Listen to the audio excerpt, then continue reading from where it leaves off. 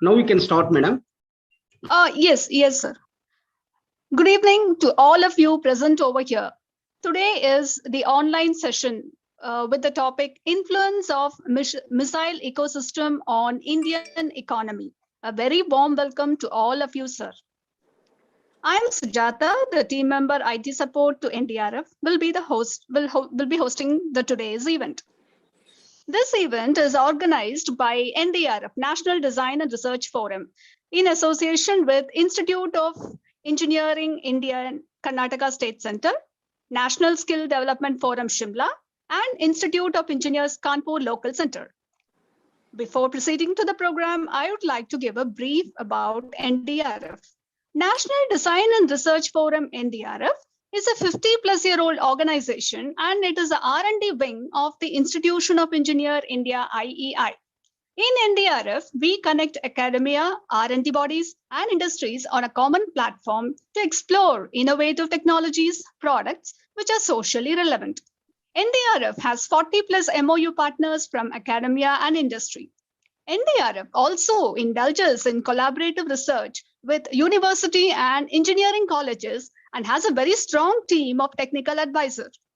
National Design and Research Forum NDRF conducts webinars, invited talks, internship programs through online mode, and many more programs.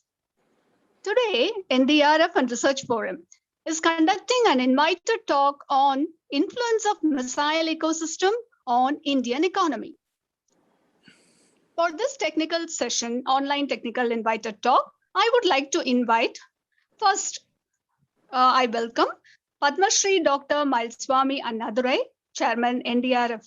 I welcome you, sir. Now, I would like to welcome the speaker of this technical event, Padma Shri Dr. Prahlada Ramarao, distinguished scientist and former CC R&D, Aero and Services Interaction, DRDO. I welcome you, sir, for this technical session. Now, I welcome Dr. V. Dilli Babu, Director of NDRF. I welcome you, sir. Also, I welcome the Chairman, IEI Kanpur Local Center, Professor J. Ram Kumar. I also welcome the National Skill Development Forum, Shimla. I also extend my warm welcome to all the BOG members, technical advisors of NDRF, IE members, and the faculty member. I also welcome all the viewers who are watching this program through the NDRF YouTube channel. Thank you all the sirs. Sir, now I would like to invite Dr. V. Dilli Babu, Director NDRF, to give the felicitation address. Sir, the virtual stage is over to you. Thank you. Thank you, Mrs. Sujata. Yes. Respected Chairman NDRF, Padma Shri recipient Dr. Mailswamy Annadurai, Speaker of the Day, Padma Shri recipient Dr. R. Prahlada, dear friends and seniors, good evening to you all. Dr. APJ Abdul Kalam was known for successfully executing the Integrated Guided Missile Development Program, in short, IGMDP. IGMDP is a technological jewel in the crown of independent India. In fact, it's a cluster of jewels in the crown of independent India. 5 missiles, namely Prithvi, Trishul, Akash, Nag, and the technology demonstrator of Agni, were conceived and developed under the program IGMDP. In simple terms, IGMDP is a bouquet of missiles. Dr. Kalam, in his autobiography, Wings of Fire, explains in greater details the importance of project directorship and the pedigree he had followed in choosing defense scientists as project directors. Dr. Kalam had chosen 5 scientists as project directors of 5 missile projects under IGMDP. These 5 project directors were popularly called in DRDO circles as 5 Pandavas. One of the 5 Pandavas is today's speaker, Dr. R. Prahlada, the then project director of Akash, a medium-range surface-to-air missile. NDRF has yet another connection with IGMDP. One of the 5 Pandavas, in fact, the senior most, the project director of Prithvi, Dr. Lieutenant General Vijay Sundaram, was the chairman of NDRF. Dr. Prahlada was chosen by Dr. Kalam as the project director and had the envious opportunity to work under the direct technical guidance of Dr. Kalam for about 2 decades from 1982 to 2002. He is with us this evening to share his thoughts on the very important topic of the influence of missile ecosystem on Indian economy. Dr. Prahlada was the director of DRDL, the premier missile R&D center of India. Later, Dr. Prahlada had served as chief controller R&D of aeronautical systems of DRDO. He was in charge of many national aeronautical R&D projects and programs, including the popular light combat aircraft Tejas. Dr. Prahlada was the Vice Chancellor of Defense Institute of Advanced Technology, DIAT Pune, a deemed university under DRDO. I have a personal connect with DIAT. Yes, I did my master's at the DIAT. The event is being presided over by the space legend and the chairman of NDRF, Dr. Miles Swami Annadurai. Popularly celebrated as the Moon Man of India, Dr. Annadurai was the successful project director of India's first lunar mission, Chandrayaan-1, and the successful program director of India's first interplanetary mission, Mangalyaan. Dr. Annadurai and Dr. Prahlada, both the technology leaders, have world-class achievements. Yes, scientists and technocrats toil very hard and excel in their domain of work, but there is a byproduct in science and technology achievements. Through their achievements, scientists and technocrats bring good news to the nation, give a few square centimeters of happiness on the front page of vernacular and national dailies. In the process, lift the spirits of crores of Indians and embed the we can do attitude in their minds. Dr. Annadurai and Dr. Prahlada, with both the technology achievers gracing the event today, I'm sure that we have an exciting event in store for us today. I have a common request to the legends. You gave so much to the nation. When an awestruck fan seeks, you oblige for an autograph. You give autographs on request. My request is, please give your autobiographies. The nation wants to read.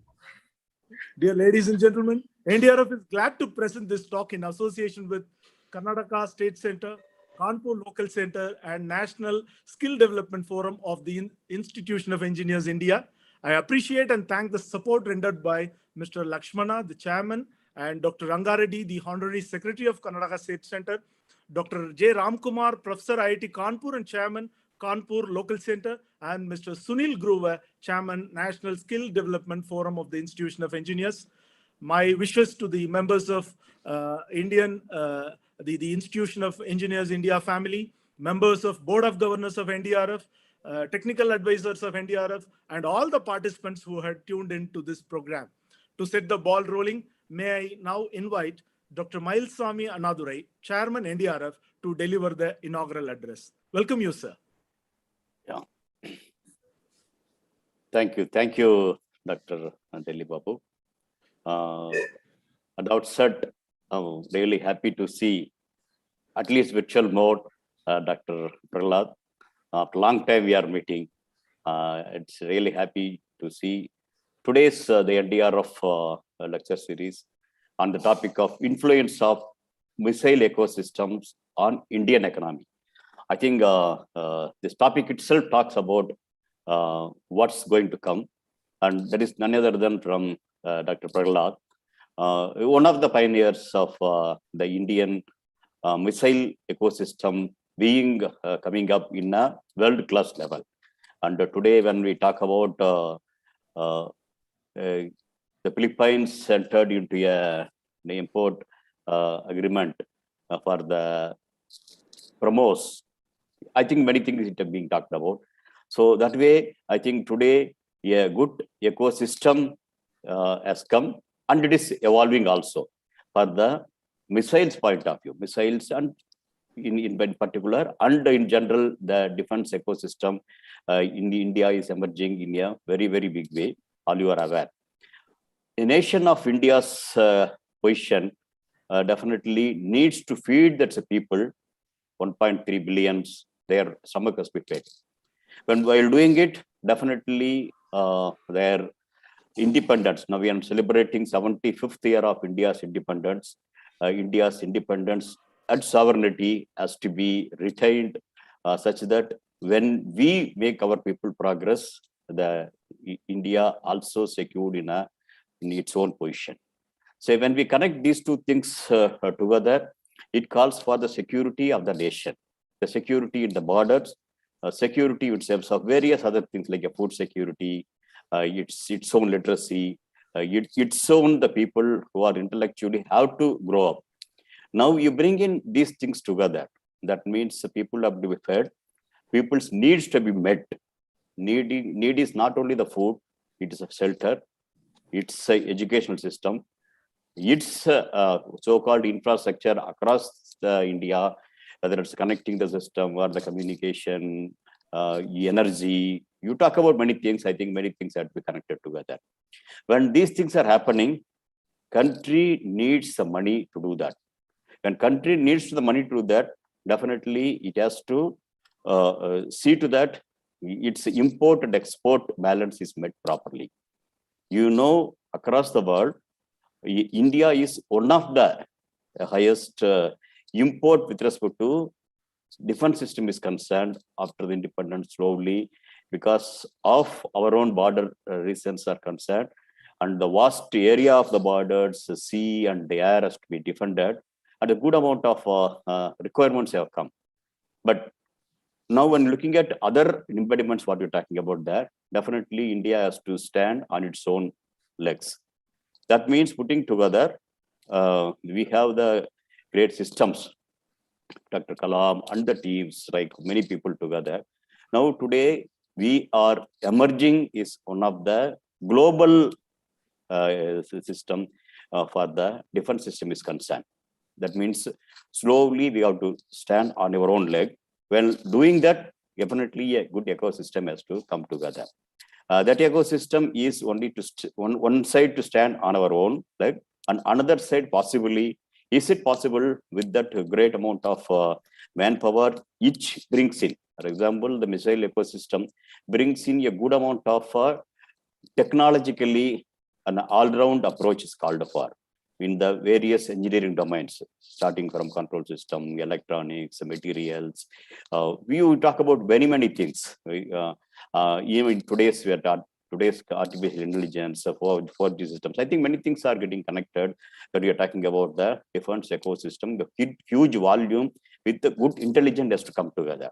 When that's happening, definitely to do that, a good amount of human talent has to be brought in, and human talent and infrastructure put together creates a great ecosystem for the thing is concerned. While doing all these things, definitely one side our reliance on the import coming down, economy wise, it definitely takes the load on the overall economy of the country. And beyond that, slowly India is ambitiously placed, moving ahead to go for the possible exports for the various countries' point of view. So that way, India is coming out as a global player.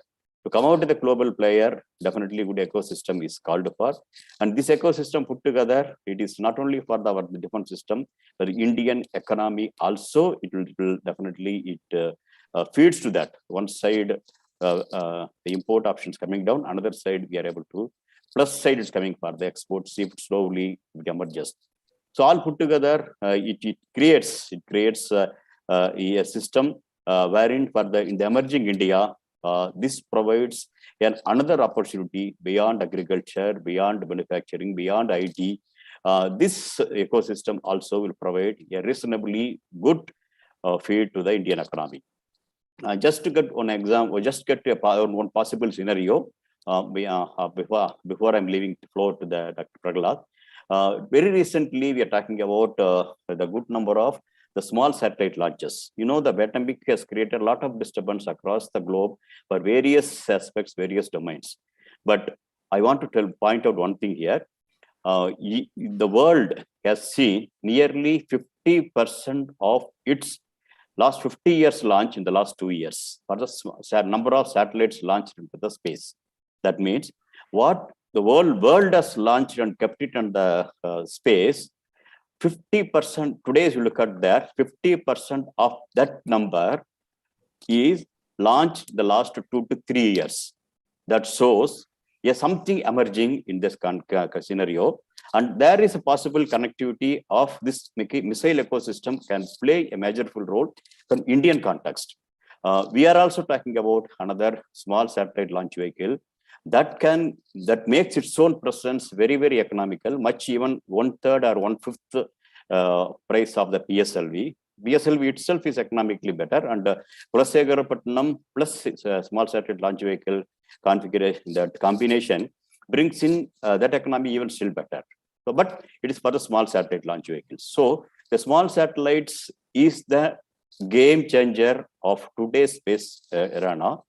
Now there is a possibility with Kulasekarapatanam small satellite launch vehicle can happen from Indian continent. So that way, that economy, we can, in the space economy point of view, also play a role. But why I'm connecting SSV is, SSV and the missile ecosystem, the missile ecosystem can play a major role in manufacturing stages of the SSVs. I think I'm trying to connect these things. A person like Prahlad definitely will understand what I mean. So that means it is not only for the defending the borders or something like that, even for our space ecosystem also, the missile ecosystem, what is going to emerge out, will come out in a much better way. That means there is a need for demand on launch, not only for the defense point of view, demand on launch for the satellites also emerging in a big way. When we have thousands of satellites being launched, one or other will keep losing its life. So it needs to be immediately launched within a matter of days. That is the requirement is emerging in front of us. So when that's happening there, definitely there needs an ecosystem which can make the launch systems much faster and available and under demand. I feel missile ecosystem of what is emerging here will play a major role. So with this thought, I think I leave the floor open to Dr. Prahlad. And Dr. Prahlad, the floor is open to you. Thank you. Thank you once again. Thank you to be spending your valuable time today's evening with us. And through us, I think good number of youngsters are expecting this sort of talks, and so that they fine tune they will fine tune and navigate their professions in the years to come is concerned. So with that, I think once again, thanks, Dr. Prahlad, and the floor to Dr. Prahlad. Well, good afternoon. Thank you, sir. Thank you, sir. Now I would like to invite the speaker of this session. And before inviting him on this virtual platform, I would like to introduce him. And to mention, we are partnered with the YouTube partner Hindu Tamil Desai. Let us just go to the speaker's profile. Dr. Prahlad Ramarao is well known for his role as a project director for the Mobile Surface to Air Area Defense Missile System, Akash, and receiving the National Award Padma Shri in 2015 in Science and Engineering. Akash Missile System has been introduced by Army and Air Force and is currently in series production. As director DRDL, he was also the program director for India's submarine-launched missile system K-15, Supersonic Cruise Missile BrahMos, and led to the Integrated Guided Missile Development Program, IGMDP, as the chairman of the program board. He worked directly under the guidance of Dr. Abdul Kalam for 25 years as project director. He worked directly under the guidance as a project director, Akash, program director of several missile programs, IGMDP, BrahMos, Astra Air to Air Missile, K-15, and India's hypersonic technology demonstrator vehicle. He was a distinguished scientist and chief controller in DRDO corporate headquarters for aerospace systems and was also in charge of the extramural research, academic interactions, industry interactions, intellectual property, user interactions, and international cooperations. Subsequent to his superannuation, he was appointed as Vice Chancellor of Defense Institute of Advanced Technology, Pune, the only defense university in the country. His area of interest over aerodynamics, flight controls, guidance, propulsion, system design and system engineering, project management, research management, energy research and technology management. He has been the president and chairman of many organizations, fellow INAE, Aeronautical Society, Astronautical Society, Institution of Engineers, AP Academy, Telangana Academy, Systems Society, Shockwave Society, and IETE, and recipient of a number of associated awards. He is member in IISc Code and in the Board of Governors for IIT Guwahati. Currently, he is the Pro-Chancellor in Vyasa University in Bengaluru and also Director of Center for Energy leading the research team in cold fusion. We welcome you, sir. Before that, I would like to announce that the event time schedule, the technical session will be for 40 minutes. And after the technical session, we'll have a questionnaire session for 15 minutes. Thank you. Now this virtual stage is over to you, sir. Thank you, Sujata.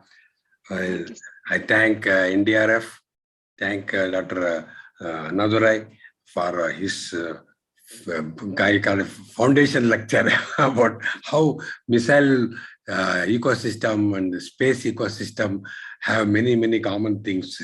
You know, he mentioned about the concept of on-demand launch.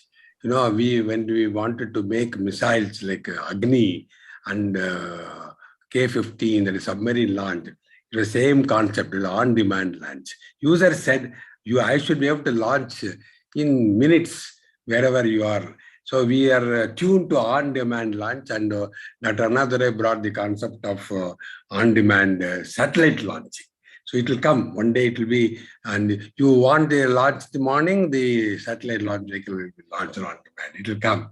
So I'm happy to get this introduction from all of you. And I also thank NDRF and several bodies seems to have supported this activity.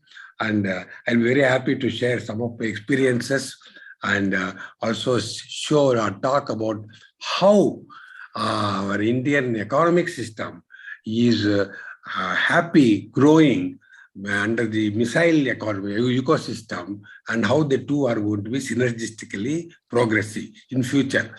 And this concept, fortunately, the government here is taken a decision to make the defense go to private industry in a big way. It was probably unprecedented so far. Similarly, even launch systems also, what Dr. Annadurai brought out, many private enterprises will enter into satellite launch design, missile launch, missile system development and production. So there are going to be many things happening in the economic system where the strong technology agencies of ISRO and DRDO will play a major role in the economic growth of the country. This is what is the theme behind what I'm going to talk. So when we this is not only for defense or offense, these missile systems, Government of India is using it for, can we make this as a mainstream activity which will invigorate and leverage the entire country's economic system, technology system. This is what is going to happen. Now, I want to dedicate my talk because of Dr. Kalam. He introduced the missile. It was actually in a closed environment before Kalam came. After Kalam came, it was open to the entire country. So my talk is dedicated to him because he was integrating multiple missile systems. As a program director, he joined DRDO and he integrated 5 missiles like Dilip Babu brought out. But in this tenure, 5 more missiles got introduced. So 5 became 10. And he not only integrated these 10 missile systems, he integrated the entire country, the academic institutions, the industries, the services, the politicians, the youth of the country. That's why the youth force, he recognized the youth force, which nobody had recognized to that extent. And that made a big difference in the way the missile programs took shape. So I want to dedicate my talk to Dr. Kalam, and I'm grateful that he brought the country open into the world through the missile programs. Now, if you look at the last 60, 70 years, see, we were all doing the first generation R&D where individual creativity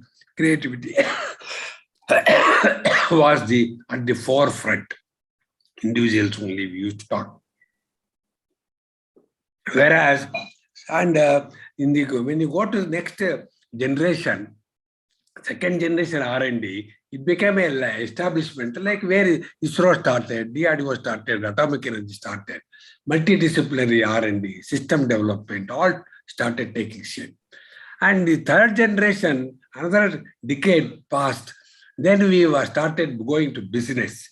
That is how it can be a corporate level, money making, business, industry enter into a big way, and it became a business activity. And fourth generation R&D is one which is global. That is, the globally India became active with the working with many countries like Russia, Israel, France, USA. We became the joint development, collaborative development, things like that happened. We took the shape of a global entity. This is how the fourth generation took place. Now you come to the perception. When you talk about the missile programs and how the perception, see, the whole thing, people talk about the arms bazaar, people talk about the arms bazaar. That is, there are people who made new products, science and technology products, and they are selling it for a profit, and they are strong players in the world. So we were also carried away for this arms bazaar issues. But the policy makers, what our government, they want a top-down approach. Let us see what the country requires and how we can develop. Whereas the arms bazaar will say what I have, how to market it to India. So the two perceptions are different. Whereas if you come to the user says, I want best of the product at the lowest cost because I want more numbers. So I want a modernized part. So the perceptions are different. The arms bazaar, its own goal, government, its own goal. We scientists and all academicians, we want bottom up. I know some material, how to take it forward. So we are bottom up. So the perceptions went on changing from entity to entity or people to people. Now let us see how they all play together, how we work together. See, if you look at DRDO, we were having at that time, even now it's slightly changing. We were the only R&D setup in the entire country. And we had excellent infrastructure, government funded a big way, unique test ranges across the country for launching, testing, ground testing, flight testing. Then we had a good knowledge base, varied defense system because of our experience, learning over the last several decades. Then we had a good, strong network of academy, other R&D organizations, both within the country and outside. Then we were ideally tuned for a TRL, technology readiness level, 3, 4, 5, 6. We were not really great in going beyond 6. Up to 6, we are okay. Whereas we are also comfortable with government, with academy, with government industry, not so with private industry. And we were, these are the plus points. Negative points, we were management of, we are not good in management. So we used to have problems of cost overrun, time overrun. The professionalism was also not good because we were all basically scientists. We talk only science and technology. And therefore leadership, because of limited numbers, we used to have leadership crisis at some stages. And then planned HR, because we were not having such a long-term plan. How do we plan HR growth over the next 50 years? We didn't plan that well. Then we are unable to push long-term strategies. And we were not successful in private industry, private academy come in a big way. But it's changed. It's changed now. I am happy. It's changed much better now. Now, if you look at the industry, from the industry point of view, industry was very good in infrastructure, very professional in management, much better than DRDO. Networking, not only with Indian R&D, but also they were much better organized with foreign networking. Excellent in production engineering. Recently, many are capable of doing design and development also, in addition to just development production. They can do design and development. And of course, they are the only agency, the industry is the only agency which can provide lifetime product support. DRDO cannot provide, users also cannot do. You need industry to provide lifetime product support. So the strength of the industry is very clear there. And industry also were more suited for taking the technology readiness level to 7, 8, 9. From we were living at 6, they start at 7. And of course, industry's limitations, if you look at it, there were shortage in exclusive test facilities, infrastructure missing. They had to depend on government agencies. They were averse to risk taking. After all, money is involved. If they fail, who will pay? So the industry is always looking at the bottom line of their budget.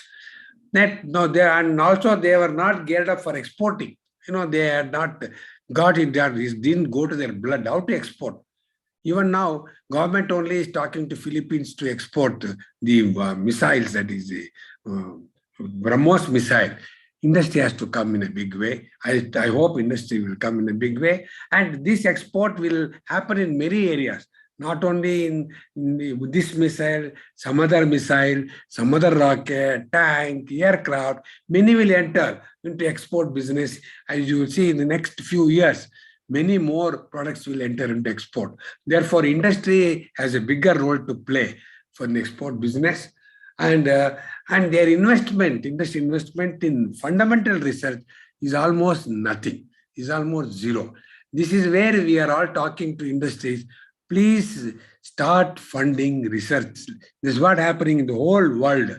If research is funded by industry more than by government. Here, most of the money comes from government. This has to change. Now, you look at the academy. When we look at the analysis of academy, plus and minus of academy, of course, high quality, and there is a continuous flow of young blood. This is their biggest strength, is young and enthusiastic human resource continuously growing and developing. Third is networking with global knowledge. They are easiest to network with anybody in the world because academy, professor can go to any industry anywhere easily, whereas other people have all the security problems. Then ideal, of course, their technology level 1, 2, 3, they are very comfortable, beyond which they need industry support or DRDO support. And you come to their negative issues where they are very little about defense, energy, engineering, management, manufacturing. They are very comfortable as professors. And also, but they can solve challenges faced by defense. This is what we noticed, that they became really good in solving problems, solving challenges of defense. And their biggest strength is harnessing the youth, the young boys and girls. They don't think of any failure. They will try and hit big successes. And of course, product, they are a little far away. We are there to help them to get into product. Now look at the battlefield. If you look at the continuously range is increasing in the battlefield. Everything becoming longer and longer. We see, we used to have short range, 3-kilometer missiles, 2-kilometer missiles. Today we're talking of 10,000-kilometer missiles. Talk of even cruise missiles of 1,000 kilometers. So surface missiles of thousands of kilometers. So you see, the thing is, the aircraft launch, ground launch, the missiles are going to be longer and longer range because the technology is enabling us to do long range operation, number one. Number two, we can go to any platform and we can go to any location to attack or defend. So there's another thing. We can quickly go there and take actions. And less and less manpower is going to face any risk. See, when the pilot is not near the enemy, he is away from the enemy, he is safer. The tank is away from the enemy tank, is safer. So we can always have a longer range, which gives a higher safety for our own fighters. And it's becoming more and more AI-driven. Artificial intelligence is the game, every defense system is embedded with artificial intelligence, and standoff engagements range is increasing, and unmanned operation, both the fighter aircraft, the tank, underground vehicle, underwater vehicle, everything is going unmanned. This is the future battlefield. Now look at the user dilemma. User is looking at the user dilemma, who says, can we forecast a battlefield? You ask an army or air force, how you can think what will be the next war? What is the next battlefield? It is very difficult. It is very difficult because the things are changing not only in our country, in other countries. The type of tricks they will use, or tactics they will use, or technology the adversary uses, you cannot predict. You have to be extra smart to predict anything like that. So forecasting a future battlefield is very tough. And the user always has a dilemma. And he wants more and more time.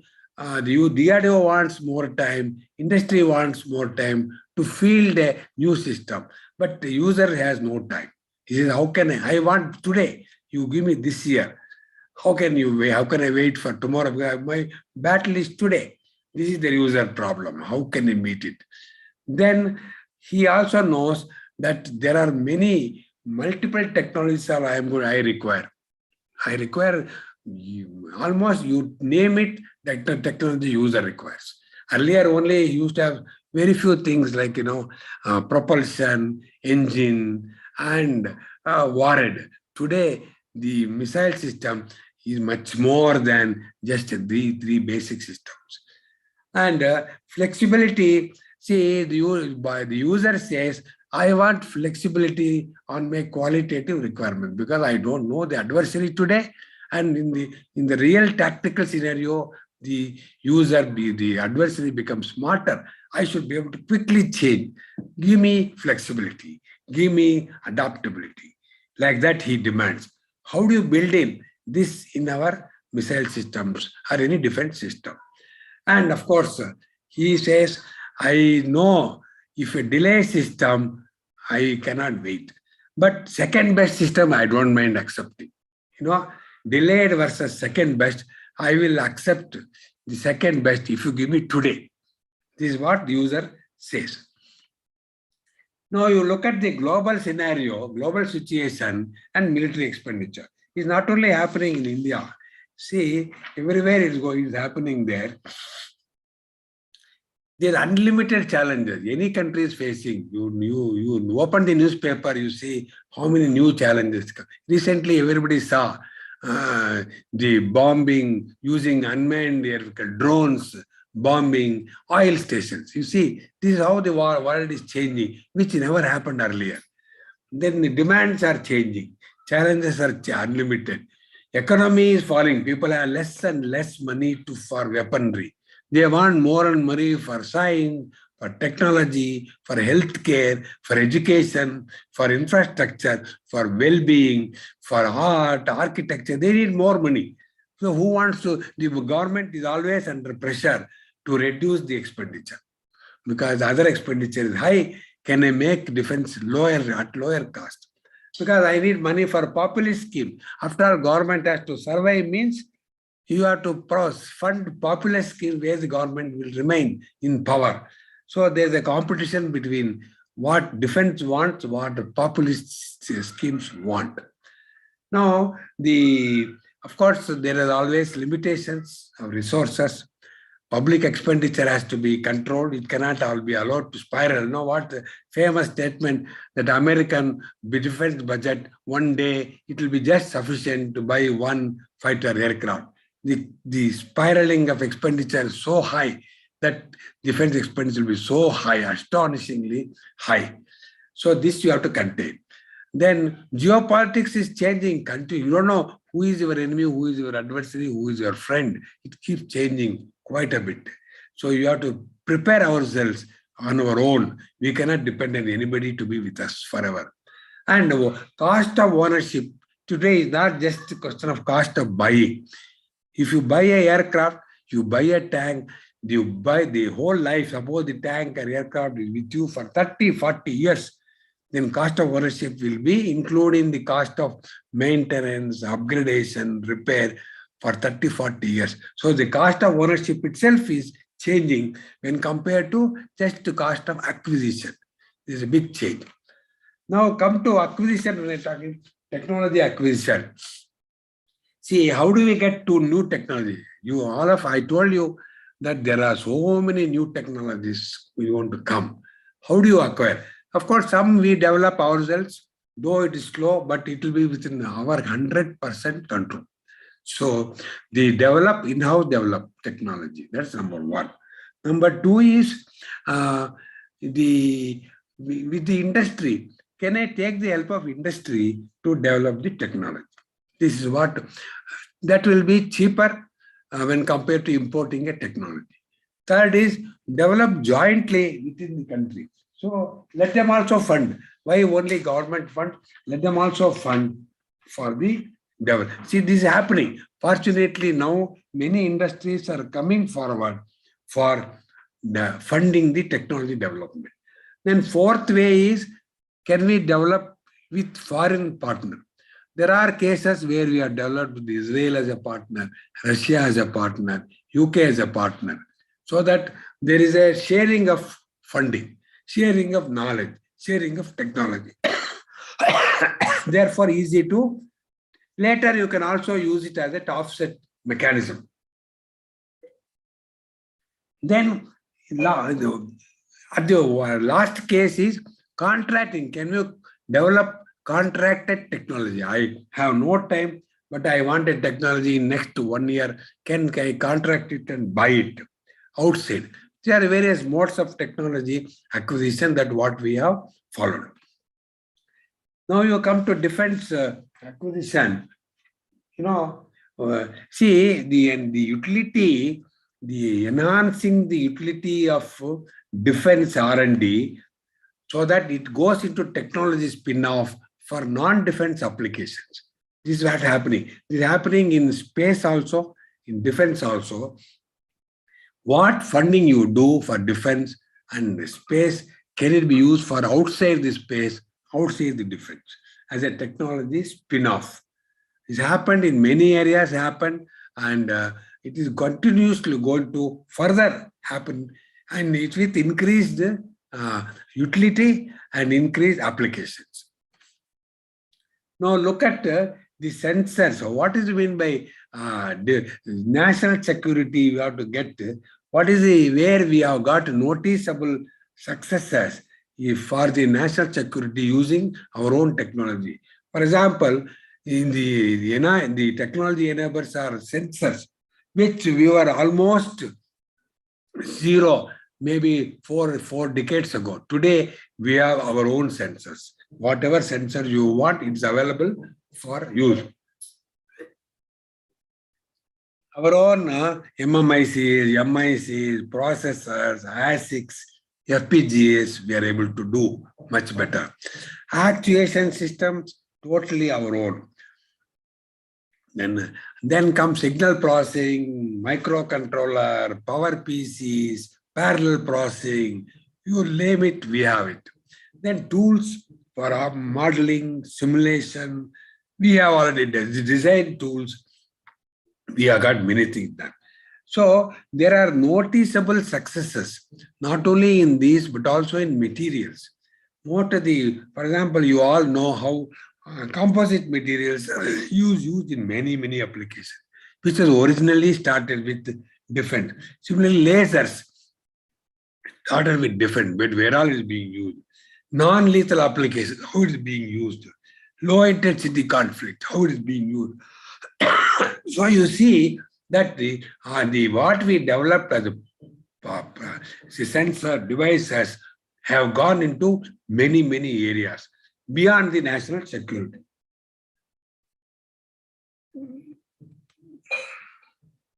Now I will just give a glimpse of aeronautical systems, how aeronautical systems have come up, because for covering all the areas we require not 40 minutes, but maybe 40 hours. But I will give a glimpse of where we are with the aeronautical system, because missiles dominantly aeronautics. We have excellent design, fabrication, production facilities, aeronautics, engine, radars, electronic warfare systems, weapons, everything carried by aircraft. We have aeronautical system very well organized, helping us. Now, because aeronautics came all the missile systems. Of course, our dependence with respect to missile system is less than 10%. Only that is only for components, electronic components. Otherwise, we make everything. Every aspect of missile systems is made in the country, from starting with Prithvi, Nag, or go to surface to air missiles, or go to BrahMos. We are making everything here.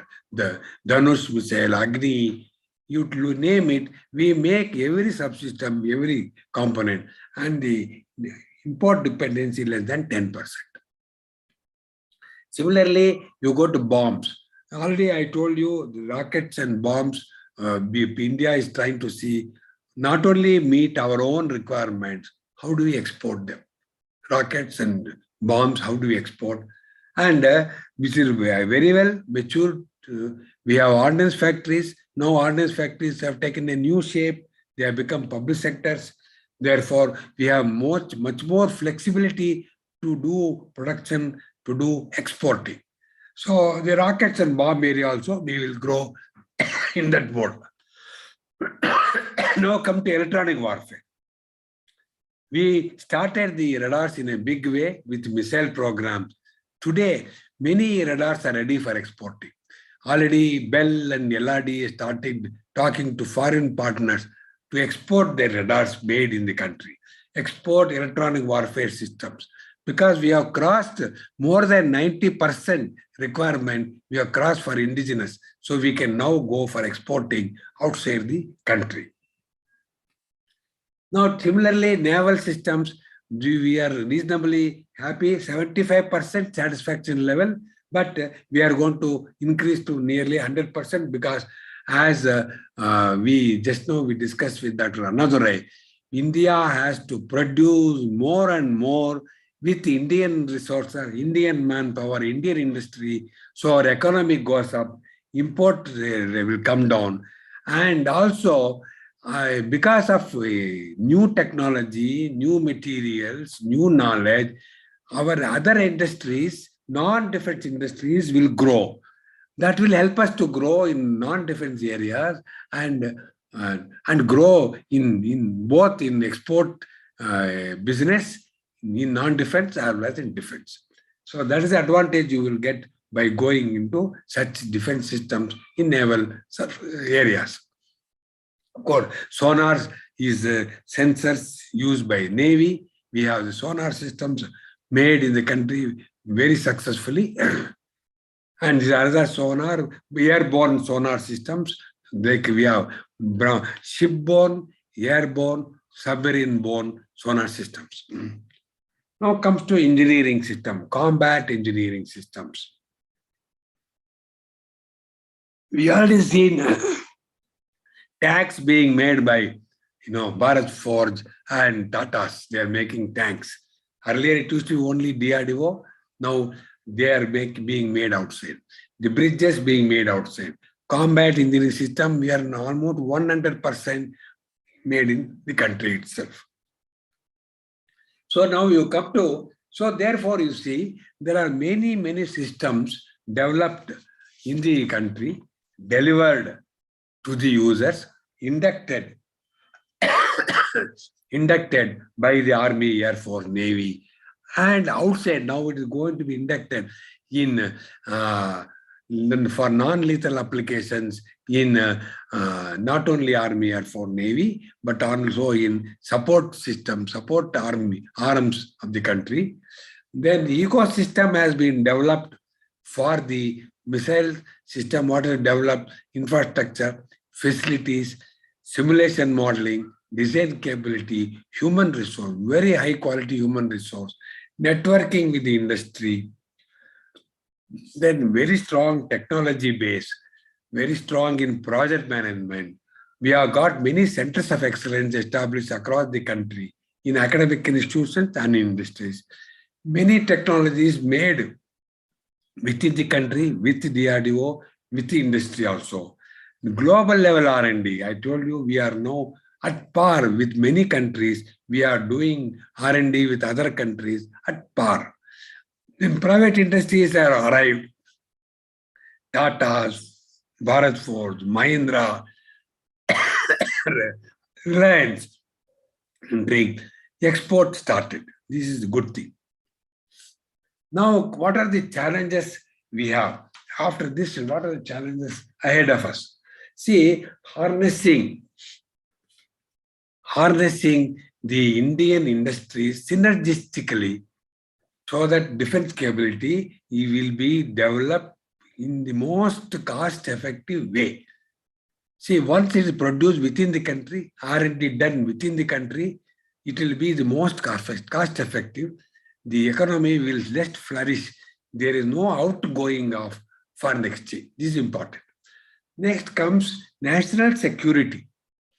Both internal security, external security is addressed by this ecosystem what is developed. Then acquisition is not merely on the system cost, but through life cycle, I told you. Completely life cycle cost is within the country. We earlier, I remember, anything we import from Russia, from Europe, we are dependent even for the maintenance and upgradation of the same country. It is gone. It is all history. Enabling growth of knowledge and intellectual capital, which will help us. We allow this to happen. It will attract, retain, grow our own manpower, our own high quality manpower. People need not go out. This will make us stronger. And we can exploit new technology.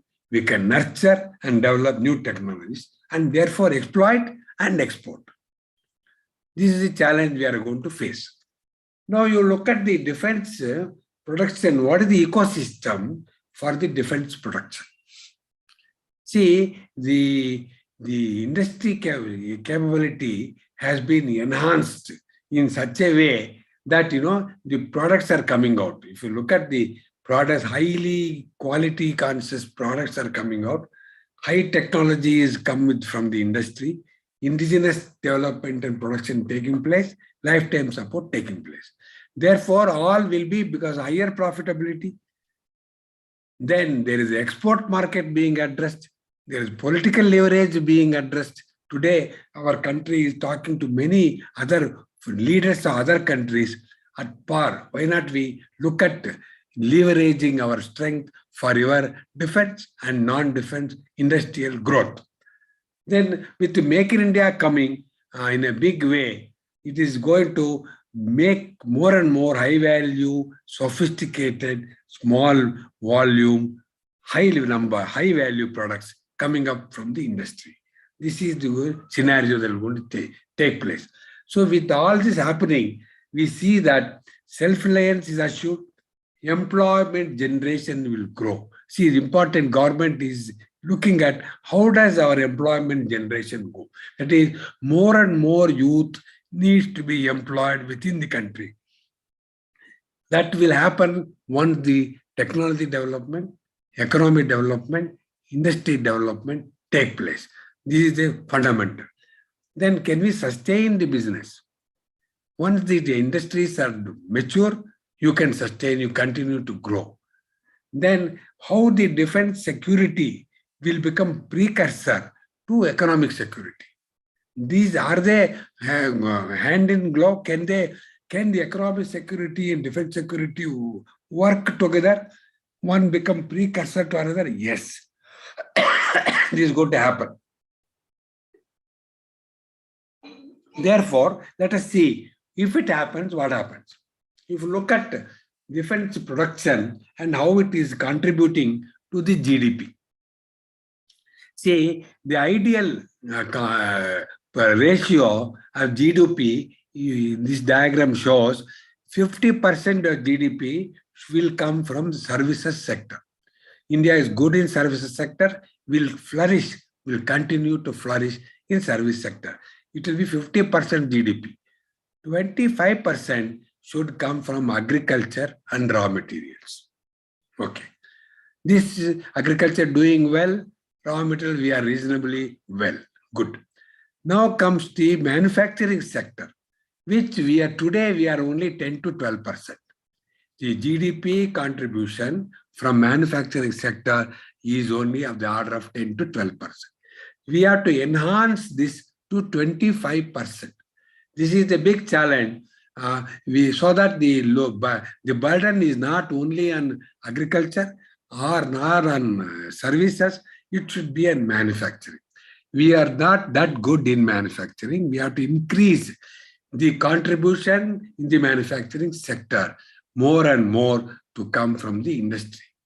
That is where this government has taken correct steps. The defense is open to private industry so that more and more private manufacturing will take place. The satellite business, the space business, going to more and more private industry. So automatically the manufacturing sector will flourish. Once the manufacturing sector will flourish, the contribution will go up to the GDP, it will be better. So we'll have higher technology products. Competition will be within the country. There is no competition outside. Export potential will increase, as you are seeing. We are doing, the percentage of export is continuously growing in the country.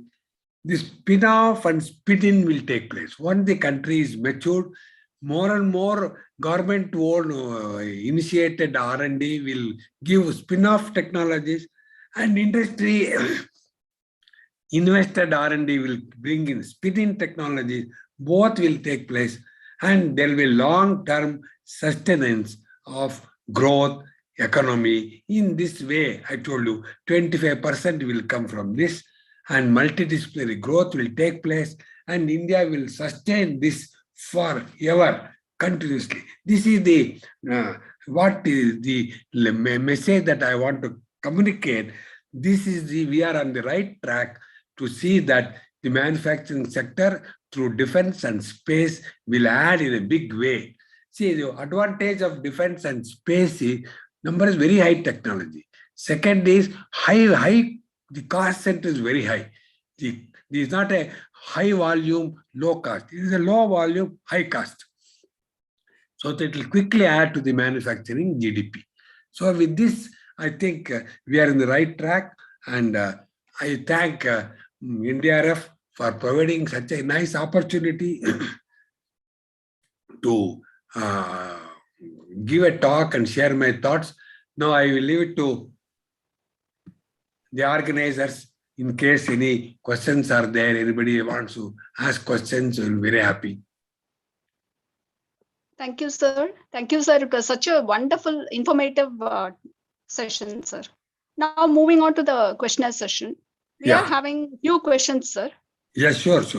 Go ahead. Any startup opportunity in the defense sector, missile in India? Yes. Already, there are many. See, for example, I came across one startup in Hyderabad who has made a drone. He uses the technology developed, the control system technology, navigation technology developed in defense. And what defense has made airframe, he made a drone. And startup company in Hyderabad, he is using the drone to deliver medicines. He's a drone delivery man. So that's a good example I can give. Like that, many in the startup will come in the manufacturing, in design, in modeling, in simulation.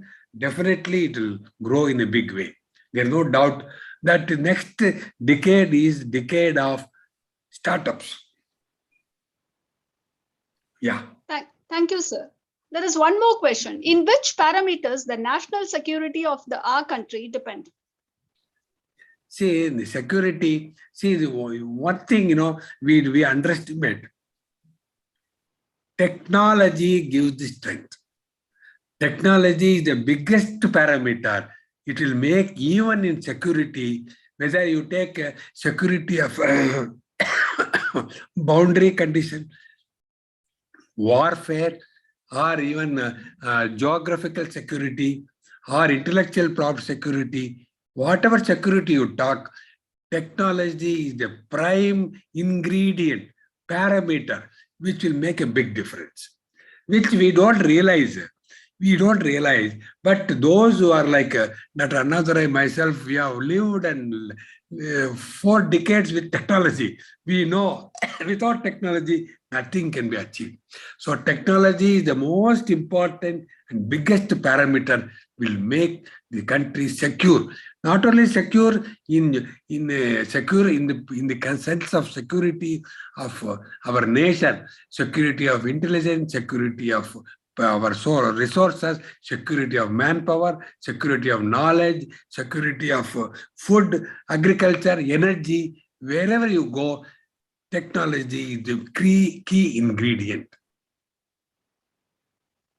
Thank you, sir. Now we have one last but not the least question, sir. What is the important management lesson you had learned in your defense R&D experience? I tell you, all management lessons I learned was basically because I worked so closely with Kalam. See, I was a young man, only in 30s, when Kalam caught me and said, buddy, you come, I want you to come and join the project. I was only 30s. I said, I don't know much about missiles. No, you learn. So he allowed me to interact with him. And I learned. See, some very fundamental things I learned in the management is, if you want to succeed, you should manage people. Number 1, you should know how to manage people, because you cannot do anything alone. If, for example, missile system, in my missile system, I was a program director for integrated guided missile development. There were more than 1,000 scientists and engineers working at a given time. So I should know how to manage them. And many lessons are learned. So first and most important is, how do you manage people? Second is, how do you manage technology? Technology is developed by academic people. Technology is developed by industry. Technology developed by DRDO, with ISRO, Atomic Energy, Department of Science and Technology. Everybody is developing technology in the country. But for your application, for your product, how do you manage the technology to make a product successful? For example, you have seen today BrahMos missile, or you take under submarine launched cruise missile, or you take submarine launched underwater missile for the ballistic missile, or you take aircraft LCA. See, whatever you see, that how do you make the multiple technologies work together to achieve a mission or an objective or a goal. One technology cannot achieve. So all technologies have to contribute, whether it is a microelectronics or microwave or materials or aerodynamics or structures or controls or even software, AI. For example, tomorrow every missile will have AI, artificial intelligence, embedded in it. So the technology of artificial intelligence has to be embedded in every missile. So that's how you have to see technology management. These are 2 things I learned from him very strongly. One is managing people, second is managing technologies. Both have to be handled with care, with respect, with love, and see that they give you what you require. So this is what I learned in a big way throughout my 45 years of career. And I hope youngsters will see that they will also see how to manage men and women and technology. This is what I will tell you, Sujata. Thank you, sir. There's one question from Professor Rasan. He's asking, nuclear deterrent, how far we can minimize the defense expenditure? See, there is once you develop within the country, See, where is the question of money? See, you have to worry only if you are paying cash for a foreign country to buy a defense item. Suppose you buy an aircraft, you buy a radar from foreign. Suppose you make within the country. Then your own raw material, your own men, your own machinery, you use it. So cost will be definitely it is within the country. There is like you make food in your home. You cannot compare with the food what you buy from outside. You have your own ingredients, you make food at home. Similarly, you have your own raw material, you make different systems at home. So there is nothing like cost factor. It is our own country's economy, is our own country's economy will grow. Only if you import from outside paying hard cash or a foreign exchange, then the cost becomes very severe. So this we have to all understand. So once we understand this, where does it go is within the country. You buy a radar from Bell. Bell gives the profit to the government of India. The employees get salary. The profit goes to government. Then the industry will develop. So where money is within the country. So it's within the whole concept changes. Yeah. Thank you, sir. Thank you so much. I also would like to thank Now I would like to go for the vote of session. Thanks. Once again, good evening, and thank you all the gentlemen here. Respected Chairman NDRF, respected Director NDRF, distinguished Speaker of the today's session, invited BOA members, Technical Advisor NDRF, IEI members, faculty members, distinguished citizens, technical team NDRF, it is a very proud vote of thanks to the online technical event. At first, I would like to thank Padma Shri Dr. Mailswamy Annadurai, Chairman, NDRF and Vice President, Tamil Nadu State Council for Science and Technology, popularly known as the Moon Man of India, for his inaugural address and his presence on this program. Now, I would also like to thank Padma Shri Dr. Prahlad Ramarao, distinguished scientist and former CC R&D, Aero and Services Interaction, DRDO, for the giving wonderful informative talk on influence of missile ecosystem on Indian economy. Also, I thank Dr. V. Dilip Babu, Defense Scientist, DRDO, and Director, NDRF, to take an extra effort to make this event very successful. I would also like to thank the IEI Karnataka State Center, National Skill Development Forum, Shimla, and IEI Kanpur Local Center, Chairman, Professor J. Ramkumar. I thank all the BOG members, IEI members, Technical Advisor of NDRF, and Mr. Shankar Sir, Manager NDRF, and Mukund Kumar, Assistant Technical Manager, and to make this event a very successful one. Last but not the least, I would also like to thank all the participants to take part in this event. Once again, thank you and goodbye and have a nice day. Thank you, NDRF. Thank you, Sujata. I will log off. Yeah. Yeah. Thank you very much. Yes, sir. Thank you. Over to Mukund. Thank you. Thank you very much. Thank you. Thank you, Dilip Babu. Thanks a lot. Thank you, All the sir. best. Thank you. Thank you.